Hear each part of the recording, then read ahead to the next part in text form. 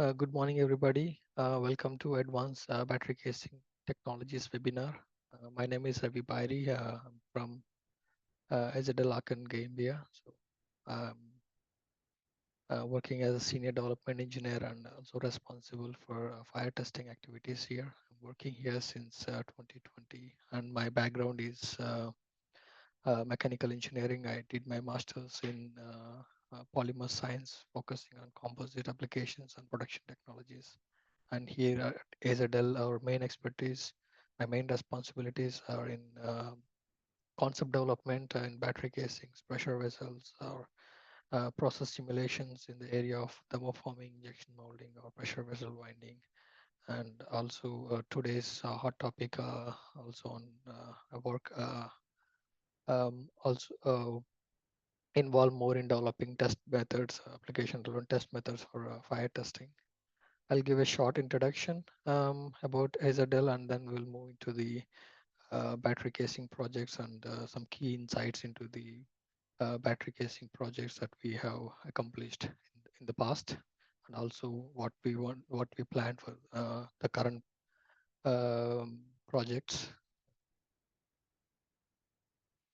Coming to AZL is short form, and the full form is Aachen Center for Lightweight Technique, in German, Aachen Zentrum für Integrative. So we are a composite-based multi-material technology company. So we focus on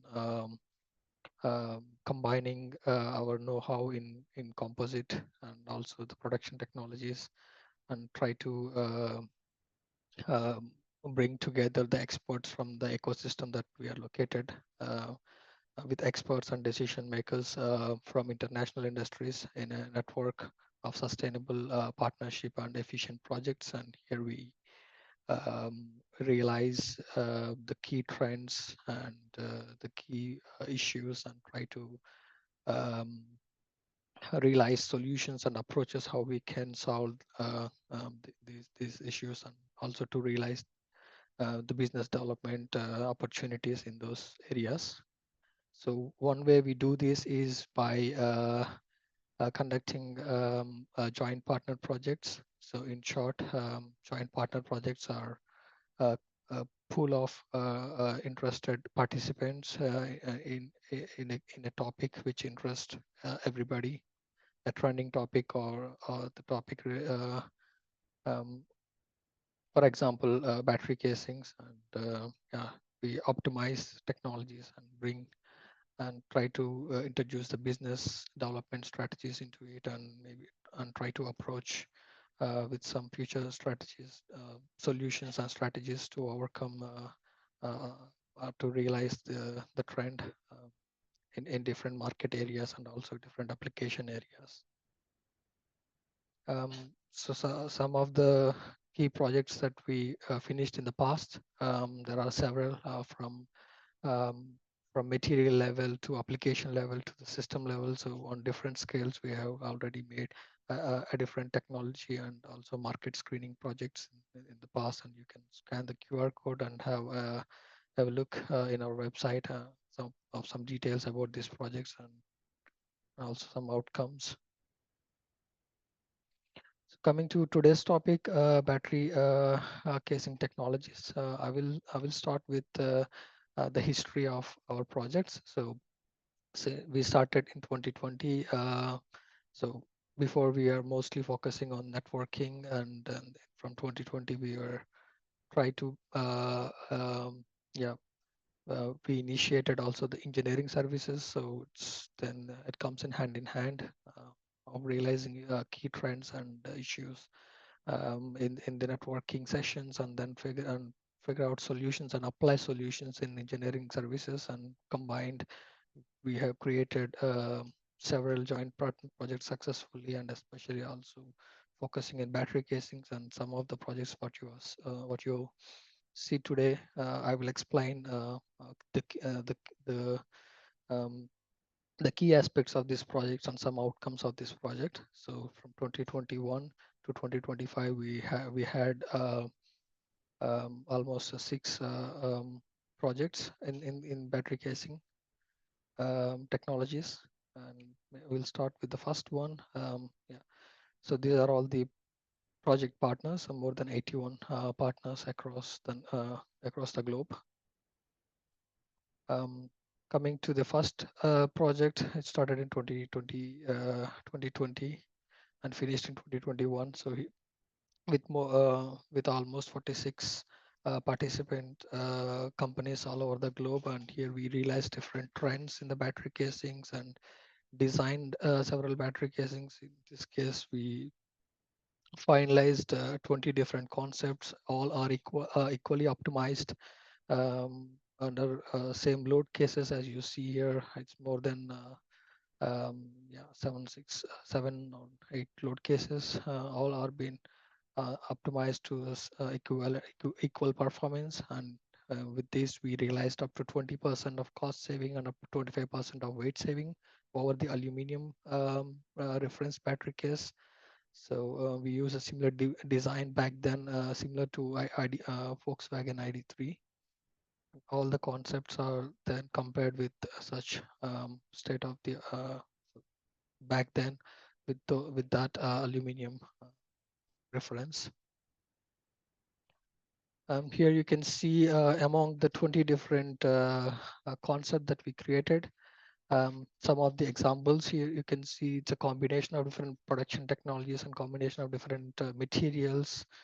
You can see here the folded sandwich concept, and comes with an aluminum extruded crush side frame, and fully hybrid injection molded concepts, or steel hybrid concepts, protrusion concepts, and yeah, SMC and so on, and thermoformed concepts as well, and all these designed and optimized with CAE for same mechanical performance. Yeah, so we compared everything on the cost versus weight scale. Here you can clearly see the cost here doesn't include the fire safety or the fire protection materials, which back then we estimated it will cost around 68 euros, including material buying and also probably assembling. Usually aluminum here requires fire protection, additional fire protection. Most of the sandwich materials, they do not. Some of the let's say continuous fibers or large long glass fiber or um, carbon fiber materials, often they don't require an additional protection because of the carbonization and etc., which can actually withstand the fire. But I will come to that in the coming slides. But here, what you can see, um, and we can today see already this trend. Back in 2020, we were in 2021, we presented these results, how composites have a huge potential in battery casing applications in terms of weight saving and in terms of cost saving. And I think this project is being best example in to explore this hybrid designing with composites and metal combinations. And with that motivation, we followed the trend. In 2022, we um, started a cell to pack design. So idea is yeah, it's mostly driven by cost reduction. So kind of skipping the modules and also directly mounting the cells into the pack. And there are a lot of climbs back then in 2022 as Tesla Model Y releasing with um, the structural battery pack, which contributes to the body in white structure. And yeah, everybody has their own questions, and also we have a question about recyclability and etc. Yeah, to sum it up, in this project, we made a lot of literature review on the market review on different available battery casings on concept level or already in production.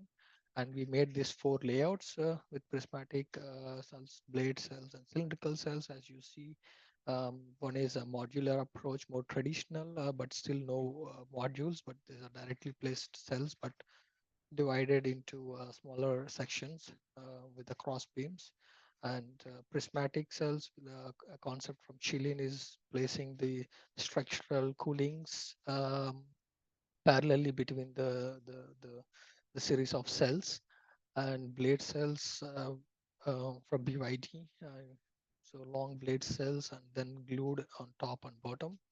And as most of us already know, the cylindrical cells from Tesla, which is completely glued or like foam injected inside the pack to make it one huge structure. Yeah, in order to realize this, we have to dig a little deep into our FEM scale. Um, so we went from the homogenized so cell level simulation and integrate them into the pack level simulations to understand the global response. So we had several approaches, and one is this hybrid approach of locally detailed cells and fully homogenized cells in combination with the whole structure. We can understand how different cell layouts concepts can um, um, how positively or negatively contributing to the structure itself, and also what are the stresses on the cells as well. This video you can see here, it's the comparison of bonding on both sides, like BYD blade cells, and on the right side you can see no bonding on the top, only on the bottom. So, and structurally speaking, we haven't seen a lot of difference in the reaction force. It's more or less the same. The overall performance of that. And one thing what we noticed is the stresses on the cells are a little bit increased when we completely bond the tray and the lid, but it has a significant influence on the repairability and recycling of the concept. So that's a very key finding that yeah, gluing everything together might not bring a lot of advantage in terms of the structural performance, but can negatively impact the recyclability and repairability of the concept itself. Keeping that in mind, so we analyzed, did a very detailed CAD modeling, and understood what volume efficiencies each layout can bring, and everything is then optimized to same performance, and costs were calculated, including the thermal simulations of different cooling styles, bottom cooling or side cooling, and which type of coolings are more interest are more suitable for different formats of the cells. For example, for cylindrical cells, you can cool it from the bottom since they have a higher axial conductivity than the transverse or the sideways. But sideways, you achieve a higher surface area, so it's a trade-off um, that has to be carefully calibrated between uh, efficiency in cooling, and also try um, try to on the side cooling, we can also leverage not just cooling but can also act like a barrier for thermal mitigation or runaway mitigation as well. So that's it has to be understood on a very on a macro level, on a macro level, try to understand every aspect of what the bottom cooling can bring and what the side cooling can bring. But in general, it's very clear, the higher the surface area you can achieve for the cooling, the better cooling efficiency you get.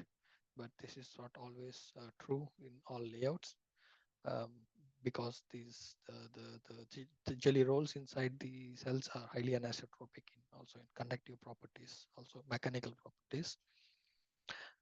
Okay, so coming to the cost, you can clearly see how the composite variants are on the extreme right, and the aluminum variants on the extreme left, and the center are some steel concepts. So you could see clearly that composites are much cheaper and also sustainable in terms of CO2 footprint as well. Yeah, after concluding this project, so then the trend still emerging, and there are especially in terms of new cell chemistries and new pack layouts, especially in terms of venting concepts for addressing the thermal runaway situation. So In the project, the next project which we started in 2024 in emerging battery storage technologies, the key idea is to screen what's coming in the future and what is impacting the future battery house requirements, and then try to integrate them and create design layouts, and again analyze do the same thing that we did in the past, and benchmark the business scenarios and cost analysis and see how what type of trend is more economically and sustainably feasible to go further. And yeah, here are some examples you can see on the bottom left.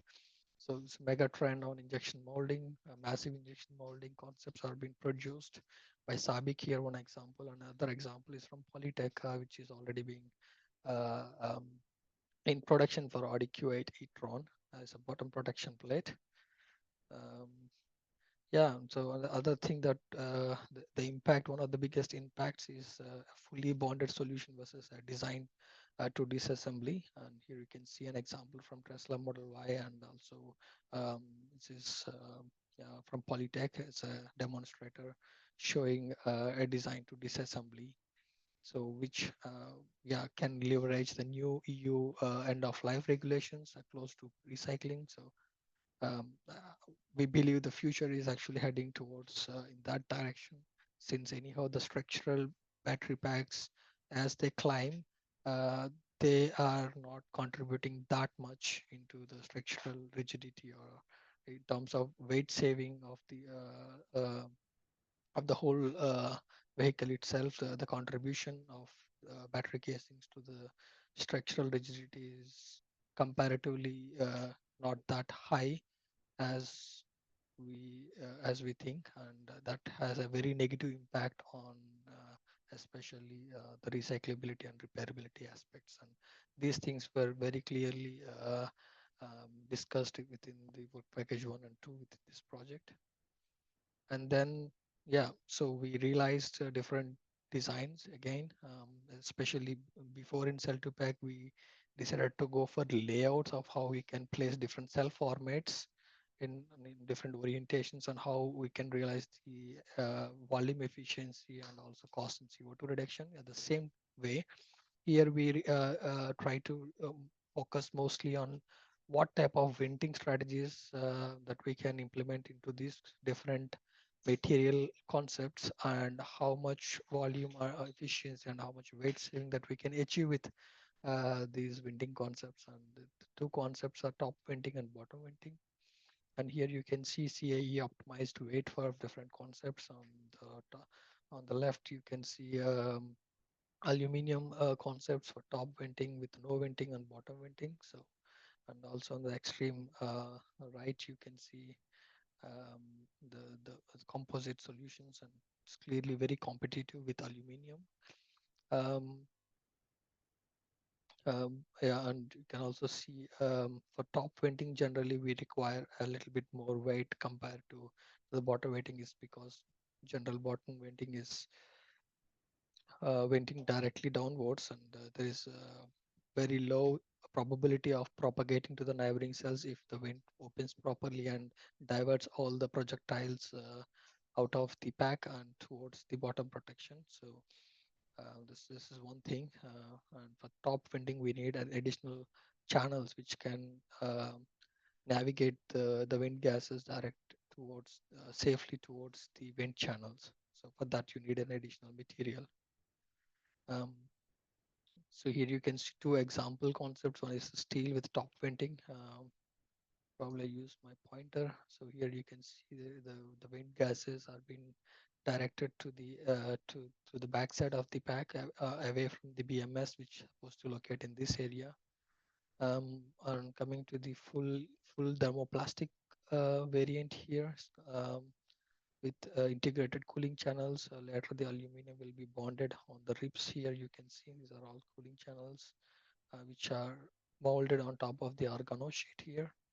And this is with also comes with top venting and bottom venting. So top venting, directly you can print the channels on the lid itself, or for the bottom venting you can add in the bottom of the organo sheet some kind of an injection molded inserts which breaks upon a certain threshold, so which can act like a wind path, um, paths, which can be very easily integrated in one-step injection molding.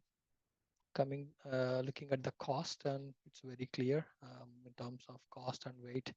Um, the hybrid composite solutions are in a desired direction, and yeah, and for as we know, these weights are actually not uh, um, considering the thermal runaway protections, but one thing is that we can see in future, probably maybe as the cell chemistry gets better and better and goes towards the solid state, and as of now, it is considered as much safer cells than the lithium ion or the liquid electrolyte batteries. So maybe in future we might not need a thermal protection anymore. Um, y- so yeah, parallelly with the same time period, we also uh, ran a thermal propagation project. So the aim of this project is to understand the techniques to predict the cell and the casing behavior once the thermal runaway triggers inside the battery pack, how the heat is transferred, and how the cells and the different components interact with the thermal runaway event.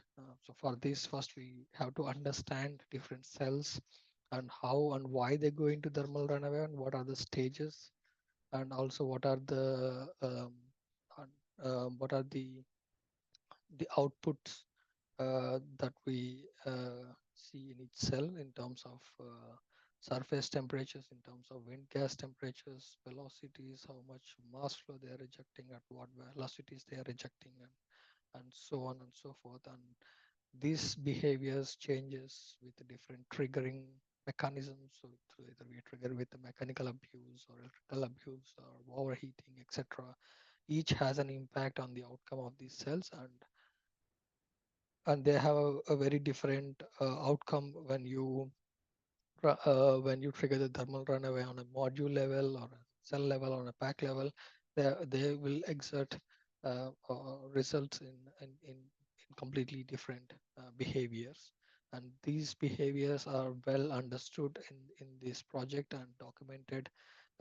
Yeah, more than 100 papers were reviewed, and all different values of understandings and interpretations of different cell chemistries are very well documented, including the thermal barrier materials.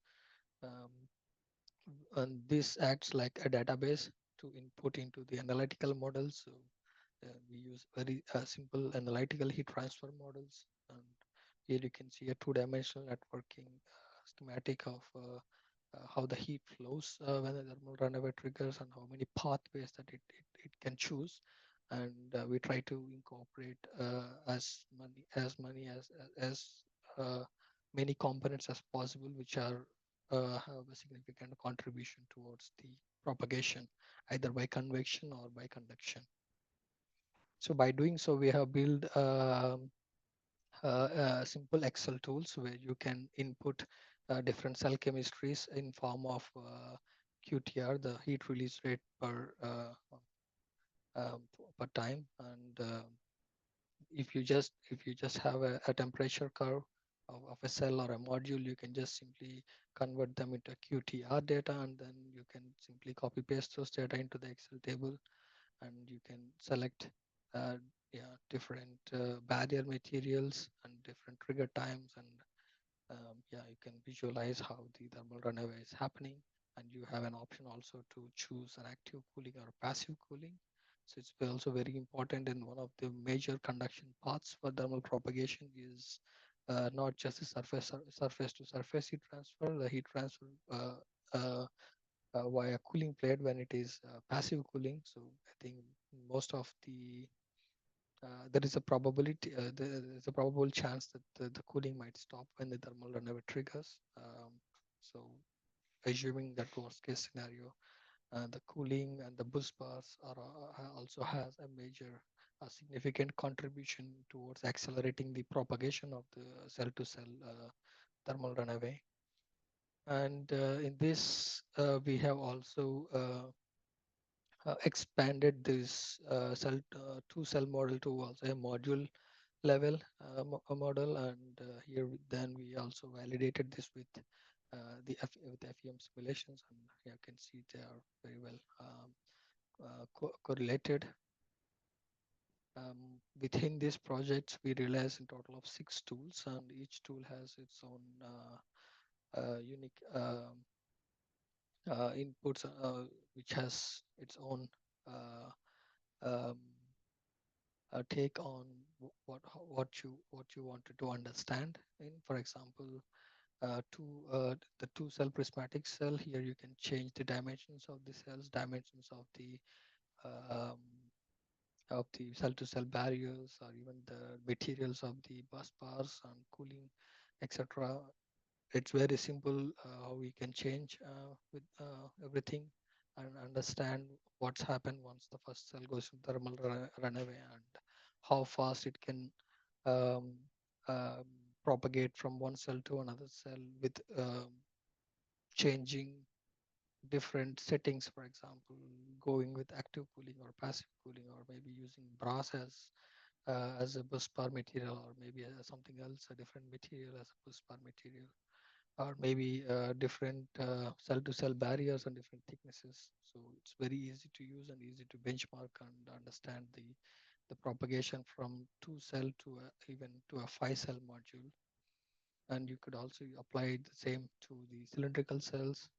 And we also made an attempt to understand what is the convectional heat transfer. So there is a jet of uh, vent gases that are releasing from the cells, which uh, which then we modeled um, uh, by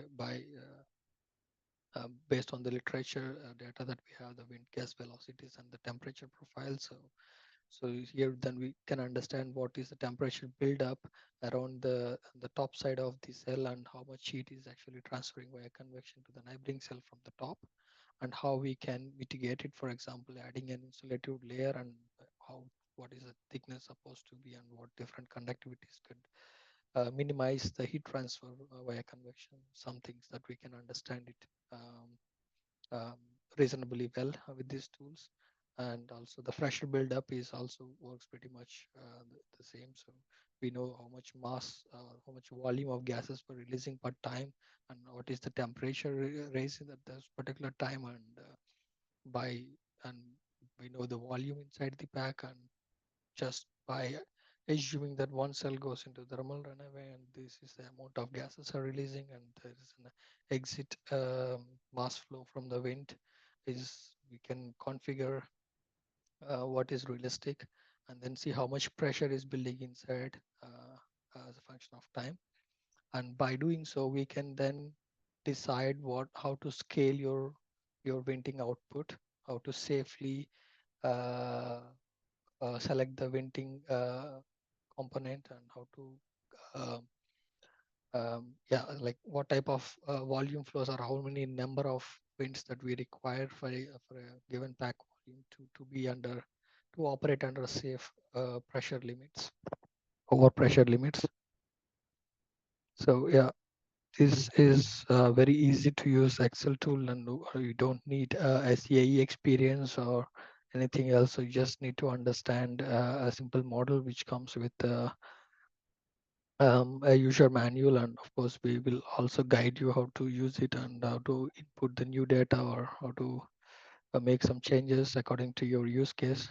So if you are interested, please feel free to reach out to us. So now coming to the application relevant testings. So we have understood that not all components in the battery casings can be optimized or scaled or sized according to from just CAE simulations.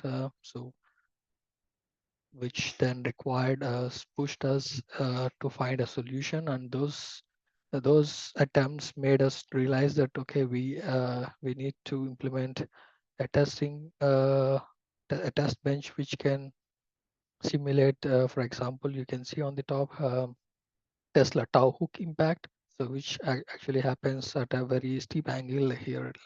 we assume 25 degrees. And we did this project in cooperation with FKA, also in the same ecosystem as Automotive Institute in Aachen.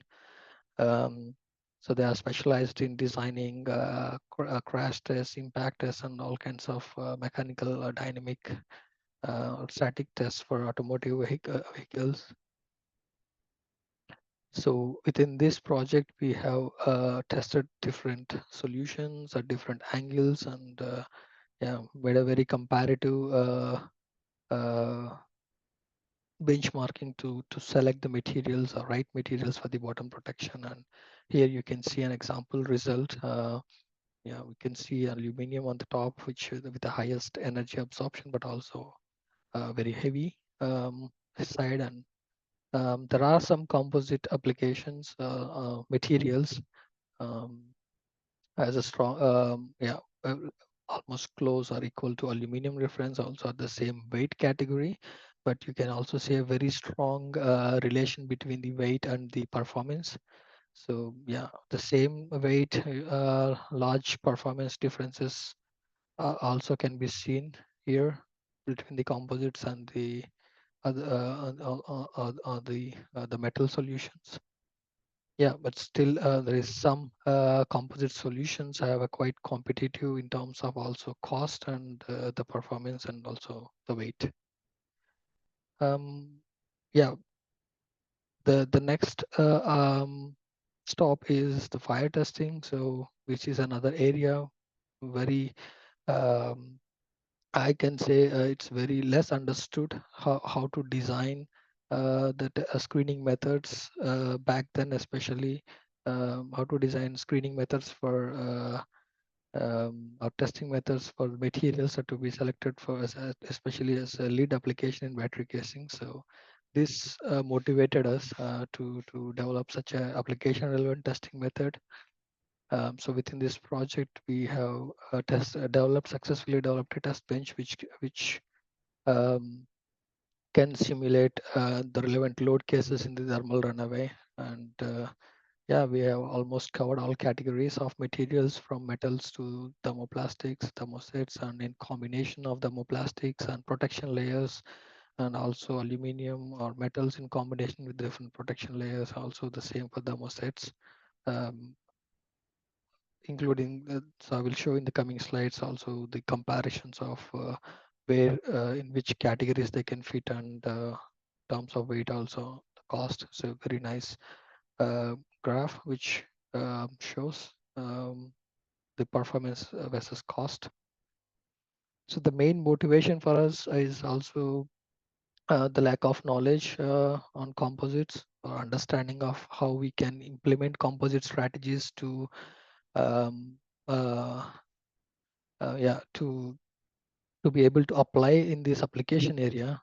So most of the OEMs are very familiar with metal production, so when possible they will prefer steel solutions, much easier, but they are heavy. So back then our understanding is that if we deliver or introduce composite solutions that are that can demonstrate both safety and predictability and we thought, okay, lead or bottom protection blade are the best applications where first we can prove that composites have potential in this area. And yeah, I think we are very successful in proving that composites are very challenging, especially under these load conditions.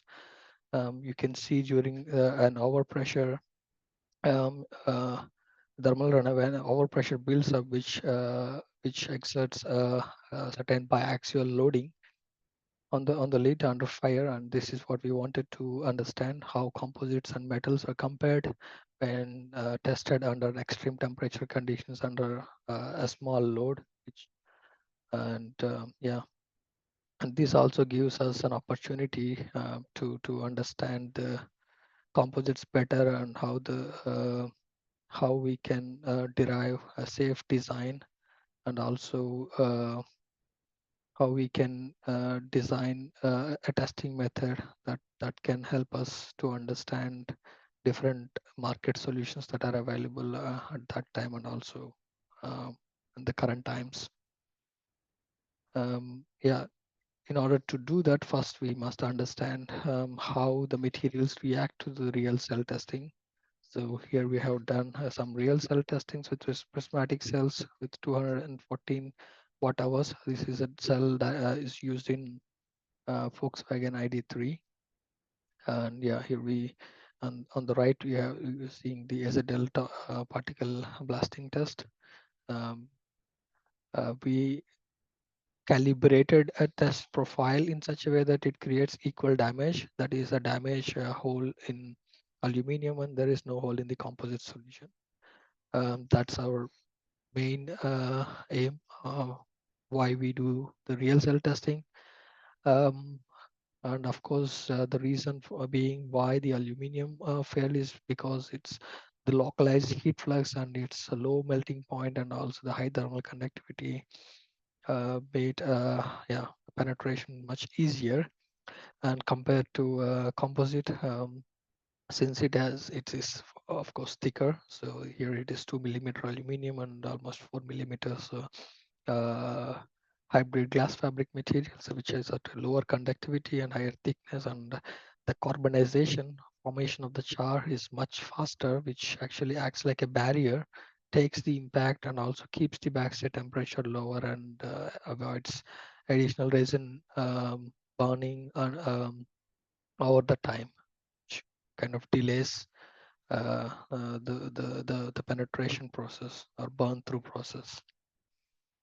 So with all this background, we have developed a very sophisticated, easily installable or controllable and repeatable test bench by using a tensile setup with a distributed burner covering the edges, measuring temperatures at different locations, including the flame, to understand more about the heat transfer behavior of different materials. So we derived two test conditions for top venting. It's one test is strength test under fire, which we do it in a pragmatic way. First, we test at 800. If the material pass, we'll test it at 1000. If it passed there, we'll test it at 1200. Under zero point 0.5 kilonewtons for over 10 minutes period. If the material doesn't fail, we will apply the maximum load and try to break the component or the material and measure the residual strength of the material. And this data can also serve as a CAE for CAE simulations. You can make material cards and try to apply some damage parameters, which might represent the which might be applied onto on a complete system level to understand uh, the pack level response during this thermal runaway. And the other test method is high energy flame and particle blasting.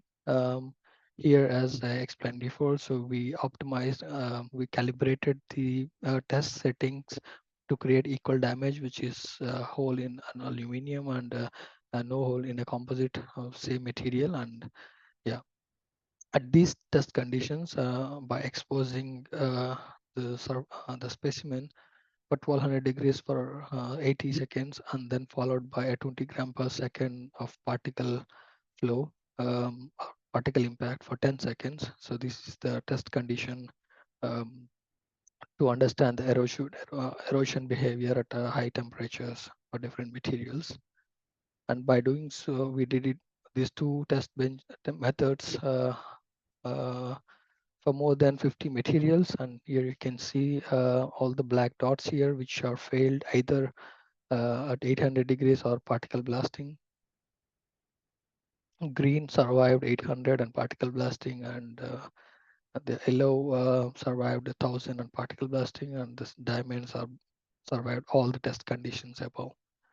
Um, and it's very clear all the black dots are mostly made of short glass fiber or long glass fiber architecture, so which clearly tells us that these kind of materials, when the thickness is a little bit lower, around 2 to 3 millimeters, it definitely requires another protection layer, and that already within this graph, you can understand, you can see the same material which failed with a small amount of protection, for example, 0.5 millimeters to 1 millimeter of a protection layer, can already made them to survive the 1000 degrees as well, and some even survive the 1200 as well. And most of the continuous fiber materials and uh, are also survived without even any protection at 1000 degrees, and with protection also at 1200 degrees. Yeah, such a insightful results to understand the differences of the cheapest possible solutions to the most expensive solutions, which are carbon fiber and steel. And yeah, what's and also several options in the middle to choose from and to optimize from. There is a lot of information within this project report, which is available for anybody who orders the report. It comes with two free tests with the same test method in comparison with all the 55 materials. So your material will be compared, and we will be giving a workshop, sitting with your team and explaining the whole project and try to make interpretations on your own material and in comparison with all the materials that we have tested before. I think that's a very good opportunity for a lot of material developers to understand how their material performs under application relevant conditions for thermal runaway in battery casings. So today's key topic, coming to it, it's a new joint partner projects. We started this year in July. It's a thermal runaway testing. So it's a yeah, we are constantly developing new test methods. It's not to be in the business, but it's a motivation that there is still um, a huge gap to bridge between the standardization or the regulations and the OEM tests and the um, standard tests that are available. So the harmonization is still lacking, and we think that the test methods can be even more relevant, and we can see these. There are some tests that are coming today. For example, rocket test from Mitsubishi Chemicals is one of the most relevant test methods I see for the battery casings. Um, so that it's one of our approach again to create better testing conditions so that we can better understand behavior of materials under these harsh conditions. So the main motivation for us and also the giveaway from this project is uh, to have a translation from a system level standards and translate that into your own technical requirements for the materials, and deriving key performance indicators so that we can better compare them with different market solutions. And so by doing so, we can improve the material configurations in such a way so that we can save time and of course material and development efforts. Um, as I mentioned before, so these are all currently most relevant tests for the battery casings. Most of us know UL2596 and UL2596 torch and grid. So both has their advantages and disadvantages. Um, um, UL2596 being, so this mostly focused on yeah, yeah, overpressure and real cell testing. So whenever the real cells involves, it's always very expensive, and with real cells you cannot uh, uh, repeatable, you cannot get a repeatable results. That's one of the main disadvantages. And also we believe that the pressure that is exerted on the specimen, I think that can be further improved, or we think that is not that severe as we do it in our test bench. And coming to the UL touch and grid, it's very relevant as well, but still it has their own disadvantages um, of it being as yeah. First of all, coming they also use cold particle blasting, and they also have a very low velocity of particle impact, which is not seen in the battery casings, and also the particle mass flow is very low as well as one aspect. But apart from that, it's a very good test method to understand the abrasion behavior of different materials, and a comparative apples to apple comparison level. It is really good. But in terms of the applicability to the thermal runaway, I still think it needs some improvement.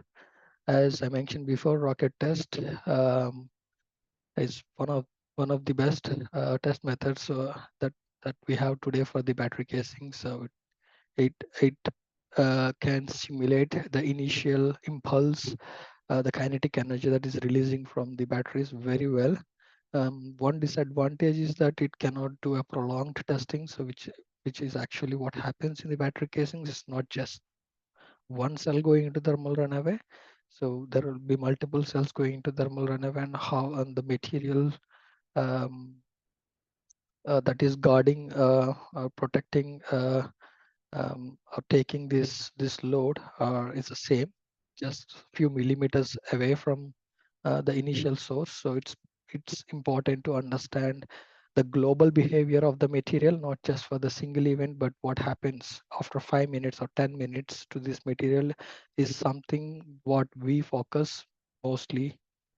So that's where we develop this material strength as um, under different temperatures, and also we developed our own torch and blast testing. This is highly customizable. We developed in collaboration with an international OEM to realize their internal standards for different cell chemistries.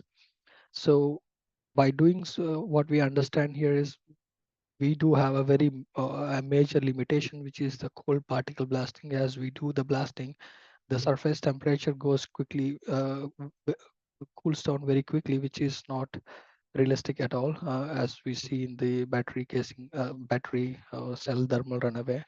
So that is what we wanted to improve in this test method, to integrate a hot particle blasting system to be more relevant to the real world scenario. And and how we do it is basically first we try to understand different cell chemistries and different cell formats, and first of all try to understand what is happening to the material above the cell when it goes to thermal runaway. Here in the graph you can see, if we assume this is the first cell goes into thermal runaway, that takes the all the kinetic energy impulse from the blast, and then the flame will be spread uh, across the material. The lid, if it is lid or or if it is bottom, the bottom. And most of these comes with fire protection, either intumescent or mica or some other.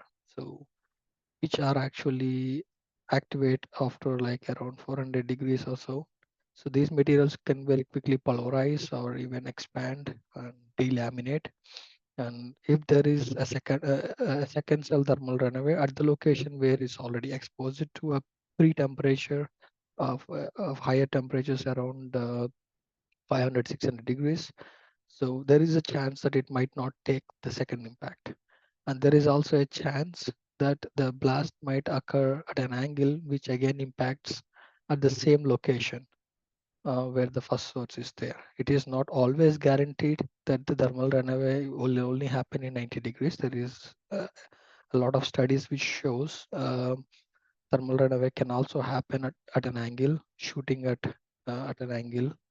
There is always a probability. So yeah, we considered all these things and try to put it in the test bench where we can implement.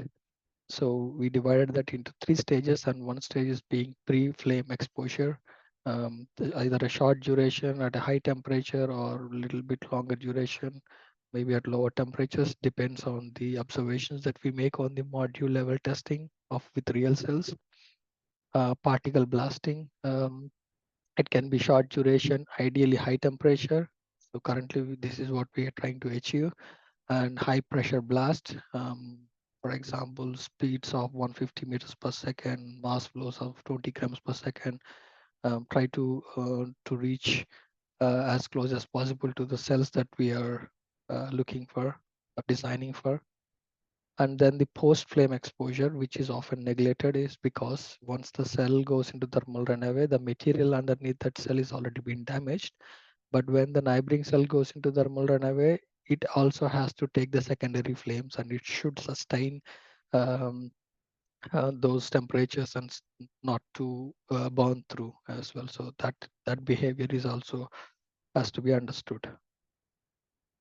And also something also to be understood is that what type of pack layout you are designing the material for. Is it a top venting or it's a bottom venting?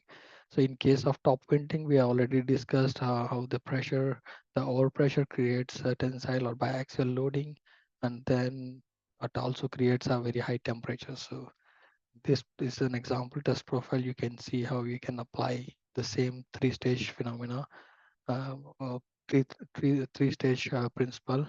Um, pre-exposure, particle blasting, and then constant exposure under a constant load. This is kind of like more ideal scenario what happens in a top venting. If you use a bottom venting, it's probably the propagation probability is very low. The thermal runaway happens, and there will be a pre-calibrated material thickness which can fail a designed threshold, allowing the flames and particles to eject outside the pack towards the bottom ending. So this is a different scenario that has to be adjusted. So our test bench can be adjusted for both the cases. And, and how do we derive the test bench? So this is one example taken from TU Munich. Here they tested a module on a 5-cell module on a prismatic NMC 811 cells. Yeah, you can see on the top graph, this is the wind gas temperature exactly measured at this location where I marked. So you can see when the first cell goes into the thermal runaway, the temperature goes very high. And then every time a neighboring cell goes into thermal runaway, the temperature at the same point raises again and again. And we have to imagine this is without any top lid cover, and it might be much more severe when there is a cover. That means it increases the radius of the flame, which then expose the material will be exposed to a much higher radius and much higher thermal load. So that is the worst case scenario. And we can see here it is not always the first cell which is at highest temperature.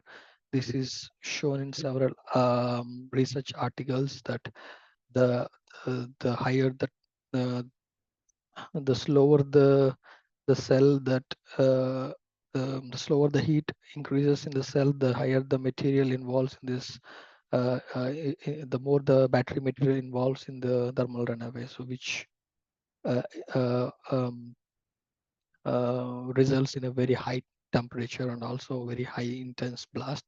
So when we are looking to design a test bench, it's always to look for the highest possible temperatures or worst case scenarios, and then try to design with some safety factor. And you can see here in this test profile, we pre-expose the specimen for 10 seconds, and then we do uh, 3 or 2 or 4 or whatever the number of blasts that we think that are um, reasonable based on the observations.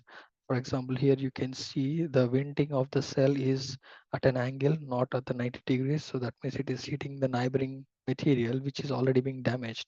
So that's why we wanted to understand by impacting not just once, maybe a couple of times. So we do the cycling, for example, we expose the flame for 10 seconds, and then we do the blasting, and then we expose the flame again, and then we do the blasting again, and then we continue to expose the material for a 600 degrees for 300 seconds or 600 seconds, depends on the observations again. These are easily customizable. So by doing so, we can derive KPIs, and we can use those KPIs to rate individual materials in terms of weight, cost, whatever, um, which helps us to understand and take decisions and select materials more efficiently. So here I show some examples of these key performance indicators. For example, if there a hole or no hole, or what's the backside temperature, and how the particles are interacting with the specimen, whether there is a delamination or is it too rigid, is the particles bouncing away from the material or being captured by the delaminated material. So there are some advantages by confining these particles within the material, is so that these materials cannot spread away and start another short circuit or another thermal runaway front. So that's also there is also a possibility to cleverly design the composite materials in such a way that they can act like a buffer for taking the particle impact and confining the particles within the materials. By doing so, they can also add an additional barrier for the for the uh, against the fire load that as a secondary fire as the propagation goes on. And one key thing that you can notice in this graph is the ideal materials on the top right corner, top left corner, which are mostly composite materials. And on the bottom here are the protection materials like mica and etc. When you compare in steel and production materials, often you can increase the performance, but at the cost of additional weight. So yeah, such kind of insights you can uh, get from within this project. Um, yeah, here you can see this is our current test profile, and you could also see a nice video on our current testing conditions. So now it's pre and now it's blasting, but this is a cold blast. So during this blast, the temperature drops very quickly here, and then we will start a preheating phase in in the continuous stage. So we have mass flow controllers which dynamically changes the temperatures of the flame. What we wanted to achieve within this project is to um, do a hot particle blasting, so to increase the particles on air temperatures to at least 500 degrees, and to achieve a temperature profile close to the ideal um, testing profile. So yeah, this is the current test bench. So within this project, we will derive two test profiles. So for one is for NMC and one is for LFP.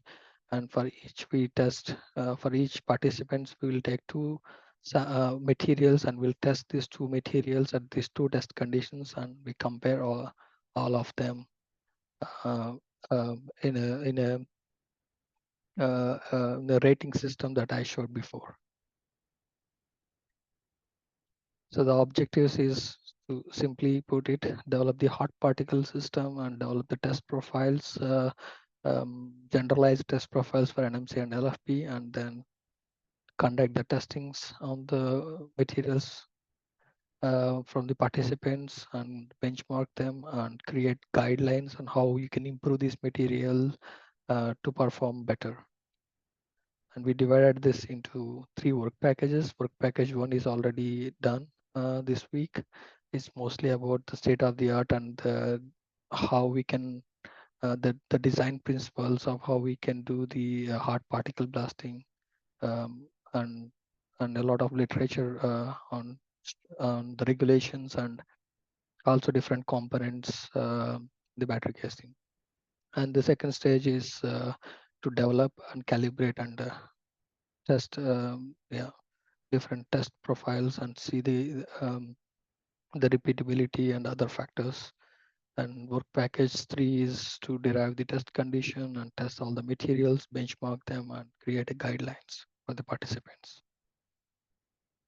To conclude, yeah, it's a huge presentation. So there are always a new battery design trends are evolving rapidly. And before it is cell to pack, now it's going towards cell to body in white, and it is always important to understand, uh, especially the source. Source here is the battery, and how these batteries are reacting when they fail, and what type of design methods or materials that needed to be accommodated around the source to make a safer design. So design to know propagation is the best way.